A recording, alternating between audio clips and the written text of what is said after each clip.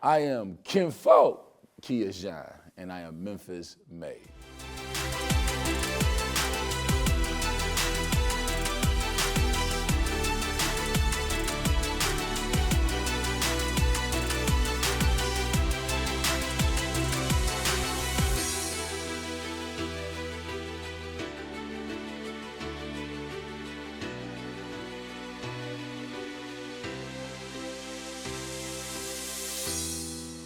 Born and raised in Memphis, I was born in Frazier.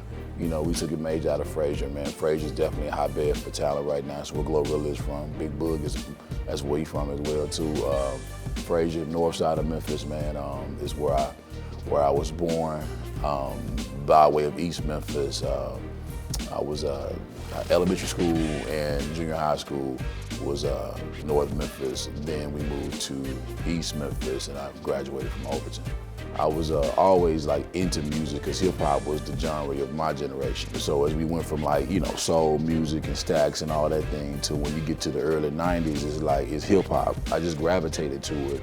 I used to be in talent shows, rapping and just like, you know, just doing it because I was seeing other individuals that inspired me be able to do it. When I moved from North Memphis to East Memphis and they started going to Overton, I met this cat named Eric Gales. He's a guitar player from Memphis. While we were still in high school, he was on our senior hall show, you know what I'm saying, playing his guitar, like, you know what I mean? So there was a situation where God put somebody right there in my life that was like doing music and was in high school but was still making money off music. Fast forward to when I'm out of high school and I'm just running my clothing store in the mall of Memphis or whatever, right? I got really cool with Ernest Draper, which is the brothers with T. Draper, Tony Draper. Tony Draper was the individual who started Suave House and signed A-Ball and MJG. So it was like, you know, being around those guys and seeing Ball and JG early, being able to go to Houston and be able to start making money with their music. And then also a friend of mine that was signed with Tommy Boy Records, Mitch MVP was his rap name. They were signed with Tommy Boy in the 90s, and you know, they were getting some money too. So it was like having individuals that were around me that I saw that were actually doing the things that I wanted to get into on the business aspect. And then of course I've been being inspired by Memphis. You in Memphis, music is your heritage, you know what I'm saying? So of course being inspired by musicians that are from Memphis and the sound of Memphis. My stepdad was super into music, and he had a whole big record collection or whatever, and I used to go through it, and I was just inspired by the credits, the sounds, you know, and I used to just make these demos and these tapes based off the albums and music and stuff that they had. So it was just always around me. I was able to put this particular hook that came to me in the bathroom when I was in the shower. And I was like, man, that was just a dope hook idea. I put it down and then put a beat around it, and then I gave it to Skinny, and I was like, bro, this could be your single. He loved it, and then he kept me on the hook of it, and then we put Yo Gotti on it, and then it ended up being just like, and I kept myself on. I put A-Ball on it too, and that song was called TVs, and we shot a video for us back in 2002, and that song just, man, it caught. It was the first song that I had like real radio rotation on it, and just like, man, it just spread. I turn your TVs on like your truck, turn your TVs on like your car. It got me my first record deal. It just elevated me from where I was at when I was meeting with my first record label in Universal Records in 2000. And I'm in New York, and I'm one like everyone else. I wanted to come there and get signed and do that thing. But when I played the individual that I'm playing music for, the A&R, he didn't really like the music that my label was making. I could have stopped it at that point, but I'm like, okay, well, I'm here. Let me at least try to rap for this dude. Maybe he'll like what I'm doing and not my label stuff. Let me just try to do that. Before I can get a word out of me rapping on top of this beat I put in, he was like, yo, that beat's crazy. I'm like, I like that beat. I'm like, okay, well, he's like, I'll buy the beat from you. I had never sold a beat at all. I'd always got beats or made beats with my producers here. I had no idea that you could sell a beat and be able to get some money. So he was like, okay, I'll give you $5,000 for the beat. I was like, okay, the beat's sold. It's your beat now, you know what I'm saying? And that, when I came back home to Memphis, I'm like, yo, I just sold this beat. So I tell the producer, it wasn't even my beat. I'm like, yo, I got this beat right here sold for $5,000. Give me all the beats you got, you know what I mean? And I went back up to New York, and I was like, you know, selling beats. Even though I had a record label and I had artists and all that whole thing, man, I was like, this is what they paying for. So when I understood that, I'm like, okay, I'm gonna just get some money and rap hustle, you know what I mean? So I came back to their producer. Their producer was Drummer Boy. And I learned off experiencing with giving to other people. Okay, signing Skinny Pimp, signing Yo Gotti, signing Criminal Maine, Lil Chat, putting out these projects on these individuals and just coining my own sound by giving them a sound. You know what I mean? I'm a firm believer in you gotta give to receive, you know what I'm saying? So I would give, and then from there, that's how I would receive, and that's how I started to make a name for myself. I mean, you can write music for other individuals, and that makes a pretty good amount of money. I co-wrote for Drake, the best I ever had song. It's 5 times platinum right now. Co-writing for other people. His record is the biggest record that I've ever been a part of.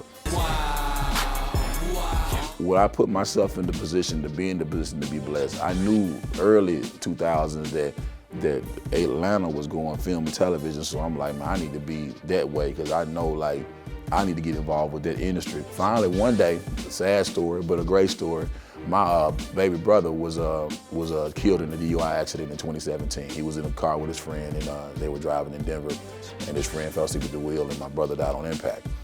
Well, I'm on the phone with the mother of the child that was driving the car, and her son is in jail at the time. To see the situation she was in as a parent, and I was just like, when she called, I was like, lady, I forgive you. You know what I mean? I know that your son didn't mean to do this. I'm on the phone with my wife. My wife, she saw me crying. She was like, what's going on? I said, man, I was just talking to the lady whose son killed Brandon, and my agent called me. Hey, I want you to know that you just booked Atlanta with Donald Glover. Now, my brother, before he passed, told me, he was like, man, you need to keep going with that film and TV. You need to keep going with that, man, like, 'cause that's it. I didn't get booked my first role until this man passed away. After that, I got Superfly, and then Star on Fox with Cream My Teeth in.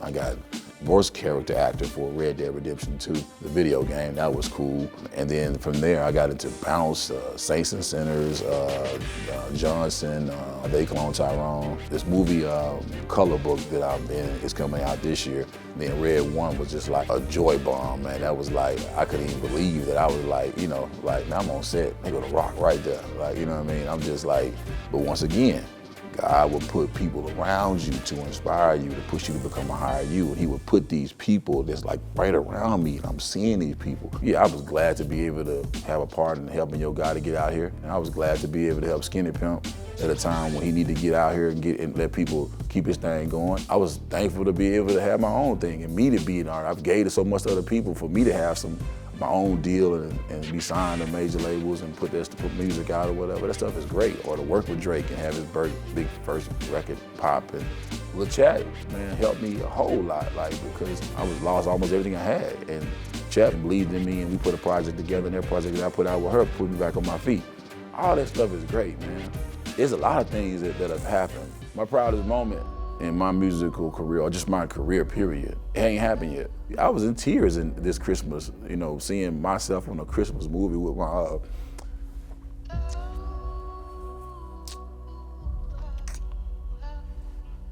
man, God is good, bro. You know what I'm saying? Like he's just good. So it'd be like,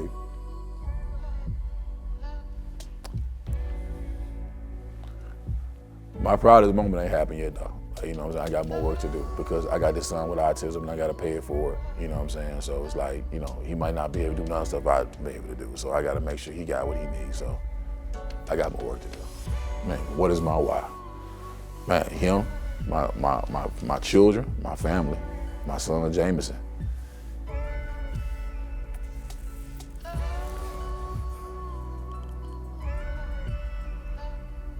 That's my why.